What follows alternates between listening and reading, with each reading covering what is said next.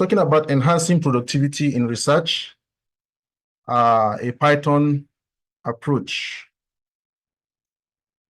So by way of introduction, why do we need to look at Python? So I'll give a brief on this. Python has a flexibility that allows researchers to create and customize their workflow. They can get algorithms or use their own algorithms, modify them, and then analyze data with it. So Python also offers you the opportunity to automate your data or your analysis. So you can create scripts that can repeat tasks, such as cleaning data, visualizing the data, running some statistical analysis without much effort and with minimal errors. So also you can use Python to reproduce other people's work. Okay, so Python allows for transparency such that people can document every step they take in the analysis. For example, you want to do something, you want to write down or document your methodology, how you process the data and all that. With Python, you are able to write down and document all the procedures you have used during your analysis. So that's very, very important to take note of in the use of Python. So another thing is that Python is scalable. Unlike many graphic user interface based tools that many people use, they are not able to work with large data sets, but with Python, you can efficiently process massive data through optimized libraries. I will be discussing some of those libraries. For some who may be aware of what the NumPy and the Pandas does, they may be able to, understand this. Then Python can easily integrate with many other research tools, and databases and other applications. So that helps in, this cross-disciplinary collaboration and sharing of data. And it is cost-effective. Why is it cost-effective? Because it is open source, and there is no need for you to pay for any expensive software. And that makes, research accessible. Even advanced research, you can access them easily using Python. So enhancing productivity in research can be significantly achieved by leveraging Python's robust ecosystem of libraries tailored for various disciplines. So for example, I have divided all the participants into at least 8 groups, and based on their qualification or based on their categories of, study, okay? So the first is people who fall within the environmental and geographical sciences, and there are others under agricultural and biological sciences, others under medical and health sciences, then physical sciences and engineering. Another category of people in this meeting will be social sciences and humanities, and then computer and data sciences. Education and library sciences are also there. Then those who belong to the energy and environmental policy sciences. So now I'd like to introduce to you some of these packages that I will likely expose to you today that are libraries that enhance productivity. In the first case, you may want to ask, what is library? Okay, a library in Python is just like your normal or usual library in institutions where you have collection of books, collection of magazines, different kinds of things that are there in the library. Okay, so the same thing, the Python modules or libraries contain different kind of stuff that you can use to achieve certain goals or objective in the process of learning. Okay, so one part of it is the general scientific computing. Under that, we have NumPy, we have SciPy, we have SymPy, and MP Math. Okay, So the NumPy is a general thing that I will introduce today. SciPy, I will also let you know a few things about SciPy, but I will introduce to you NumPy, Pandas, XArray, and a few other things that you may likely need, and you may work with in the long run. So NumPy is for numerical computations, okay, and array manipulations. For example, you have 2x2 arrays, 3x3 arrays, all kinds of dimensions. You can work with SciPy with that. With NumPy. Then SciPy is actually a scientific Python, okay? NumPy is numeric Python. SciPy is scientific Python. So what this does is that there are many,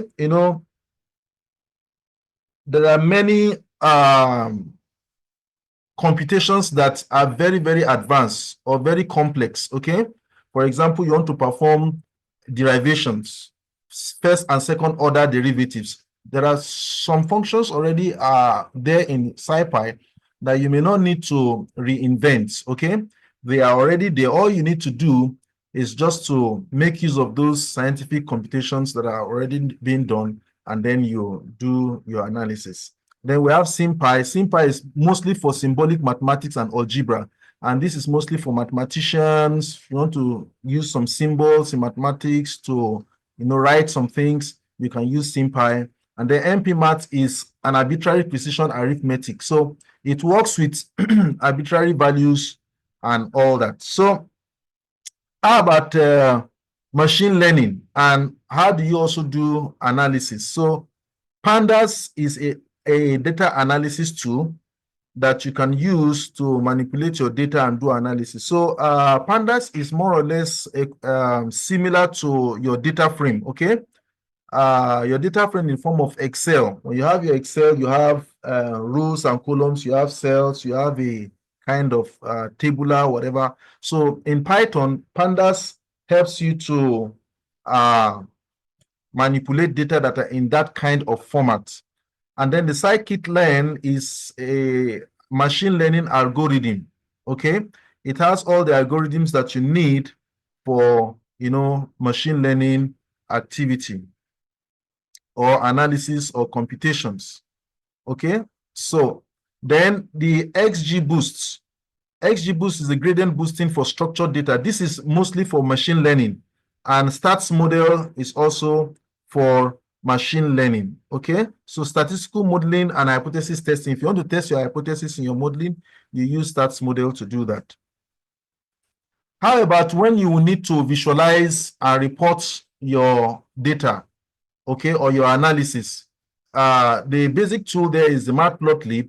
You use to visualize. You have the Seaborn, and then you also have the Plotly.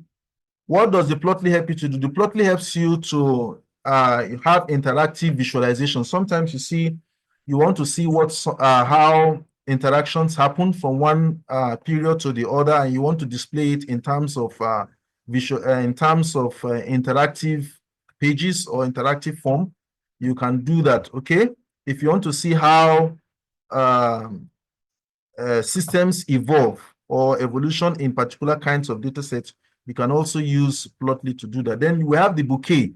So it's a real-time and web-based visualization. For example, you are adding data to your website, and then you want those things to be updating itself on a real-time basis. So Python has that ability also to do that. If you have a website and you want to be updating information automatedly without much stress, then you can use the Bouquet.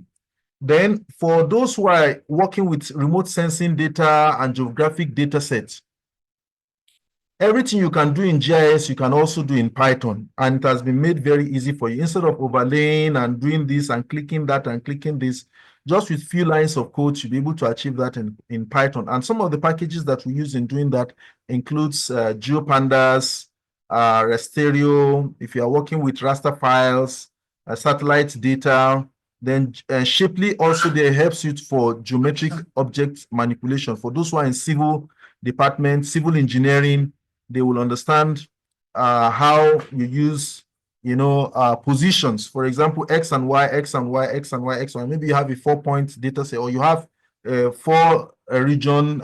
You want to identify the locations in between there.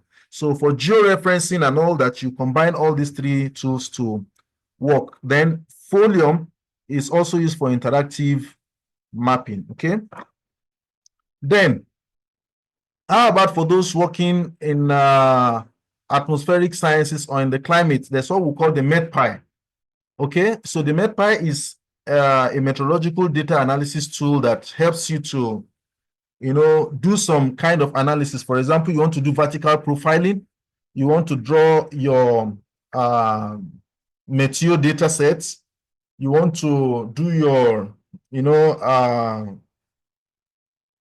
want to analyze your data from maybe your vertical profile or your radiosonde data, and you want to look at how parcels rise from low level to higher levels. You want to check the Kappa and other things that are there in meteorological data set that you want to analyze. Okay, so that vertical profiling, you can do most of these things using MetPy. And then X-Array also leverages the use of parallel processing. What we mean by parallel processing is that you can work with it with large chunk of climate data, okay, and you can analyze them within, few minutes. Why? Because X-Array helps you to keep the metadata.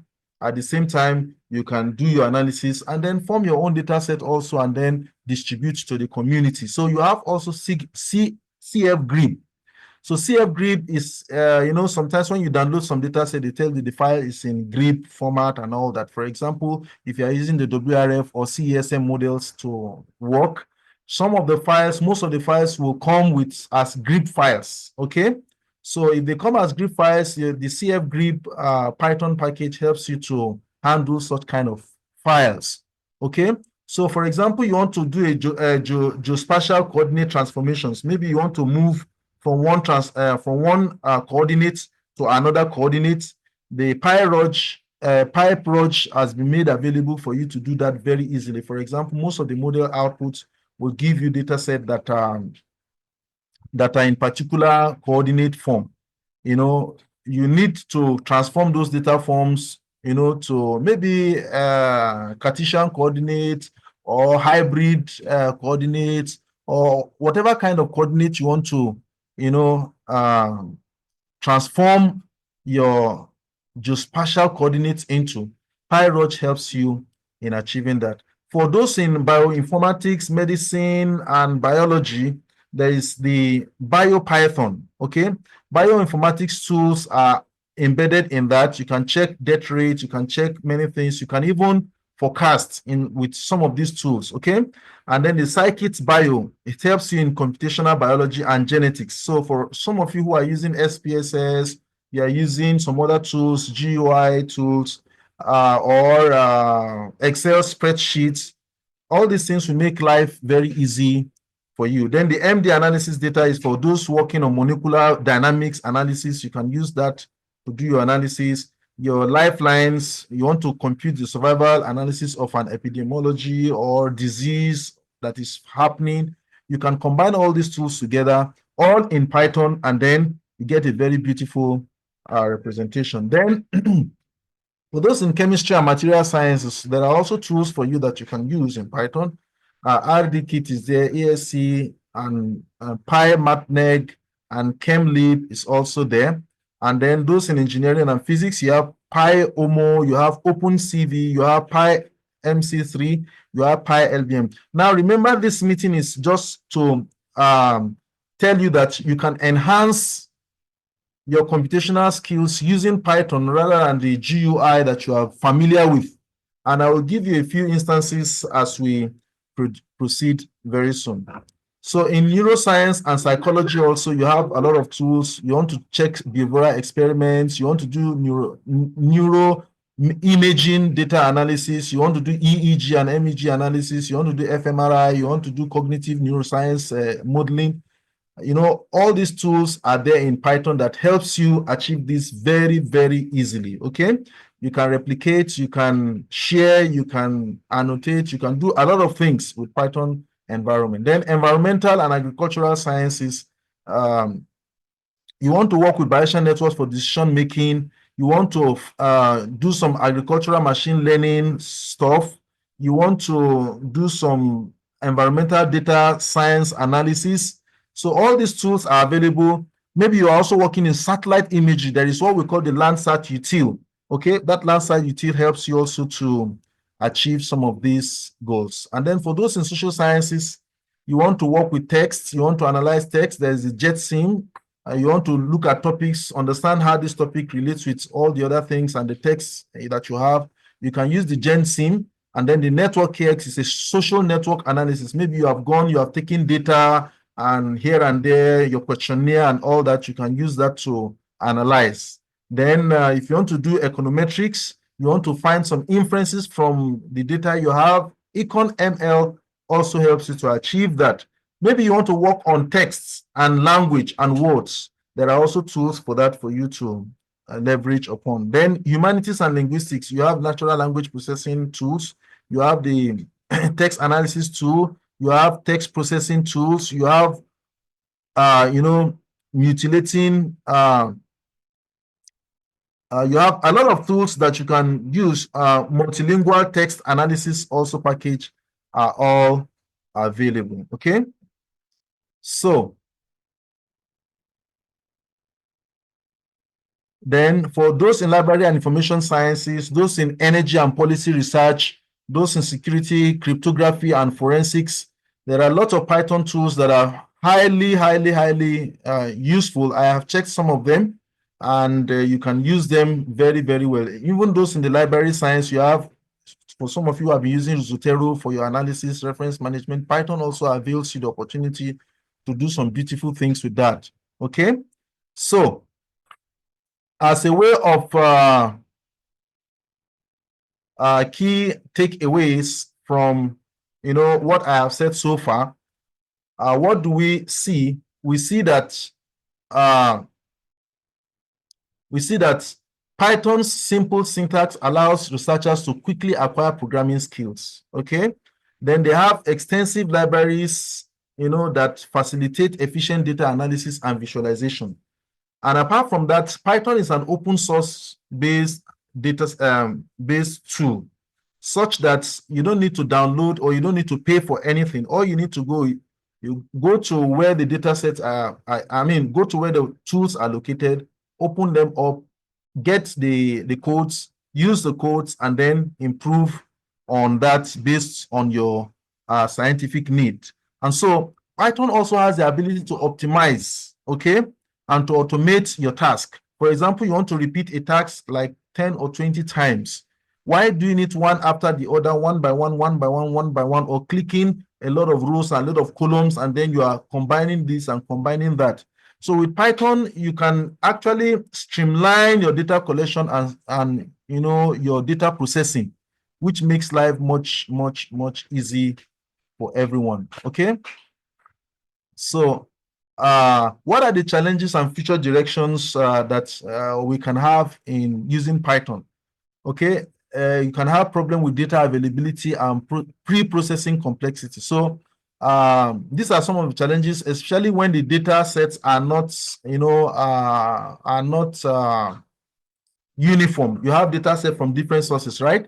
So this data set, they have their own method of, storing their data. This other data set has its own method of storing its data. So how do you synchronize or analyze different sets of data sets? So these are a few challenges that you may have. And sometimes data availability, some data may span for a longer period than other data sets. So some of these things are a few challenges that you may come across in the use of, your data analysis tools. And then model accuracy and computational limitations. So how well is your model, for example, if you are forecasting, how well is your model depicting the current and the, and the forecasted future? So such things can be challenges. Also computational limitations. What do I mean by computational limitations? I mean the computational costs.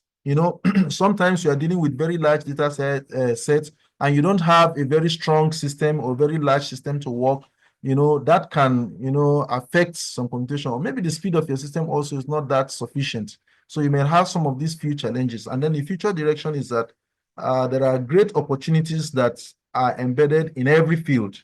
For example, in AI and deep learning for better predictions, you cannot use, I have not seen any GUI tool that can help you, do deep learning much better than Python will do it for you. Although there are other coding tools that you can use, but Python is much more friendly. You can use your own language to write whatever you want to write, and you can understand what you are actually doing. So integrating real-time Internet of Things data for precision agriculture and other forms of forecast is also opportunities that people can leverage upon and make use of. Okay, sir. Thank you so much.